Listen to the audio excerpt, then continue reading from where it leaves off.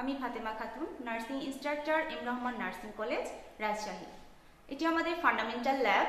এই ল্যাবটি 5th ফ্লোরে অবস্থিত। এই ফান্ডামেন্টাল ল্যাবে আছে। ফান্ডামেন্টাল আমাদের নার্সিংয়ে অতি গুরুত্বপূর্ণ একটি সাবজেক্ট। এই ফান্ডামেন্টাল ল্যাবে আমাদের রয়েছে ফার্স্ট এইড বক্স। একটা পেশেন্ট মেডিকেলে আসার আগ পর্যন্ত যে চিকিৎসাটা তাকে দেওয়া হয় সেটা হচ্ছে প্রাথমিক চিকিৎসা। তো আমরা স্টুডেন্টদের এই ল্যাবে নিয়ে এসে শিখিয়ে থাকি ফার্স্ট এইড বক্সে কি কি ইনস্ট্রুমেন্ট আছে এবং তারা কিভাবে প্রাথমিক চিকিৎসা দিতে পারবে।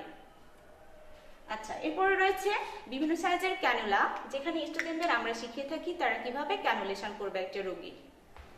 রয়েছে টেম্পারেচার চার্ট, টেম্পারেচার ট্রে এবং টেম্পারেচার চার্ট, যেখানে স্টুডেন্টরা রোগীর কিভাবে টেম্পারেচার মেনটেন করতে হবে এবং তার টেম্পারেচার কিভাবে চার্টে মেনটেন করবে সেটা স্টুডেন্টদের শেখানো হয়। আচ্ছা, এখানে রয়েছে মাউথ কেয়ার ট্রে, যেখানে রোগীদের কিভাবে মাউথ কেয়ার দিতে হয় আমরা স্টুডেন্টদের এই ল্যাবে নিয়ে এসে শিখিয়ে থাকি। রয়েছে ব্যান্ডেজিং ট্রে, হেড ওয়াশের ট্রে।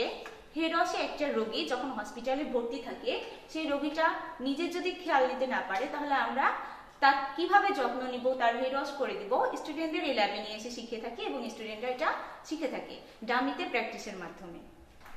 রয়েছে বিভিন্ন ক্যাথেটার, যেটা স্টুডেন্টরা ল্যাবে এসে আমাদের ডামি আছে, ডামিতে ক্যাথেটারাইজেশনের মাধ্যমে কিভাবে ক্যাথেটার করতে হয় একটা রোগীর তারা শিখে থাকে। বিভিন্ন সিরিঞ্জ এবং বিভিন্ন ধরনের স্যালাইন ও মেডিসিন। এখানে দুইটি বেড রয়েছে ও একটি ডামি আছে, যেখানে স্টুডেন্টরা এসে বেড মেকিং শিখে থাকে, কোনটা ওপেন এবং কোনটা ক্লোজ বেড। এর পাশে রয়েছে নেবুলাইজেশন মেশিন।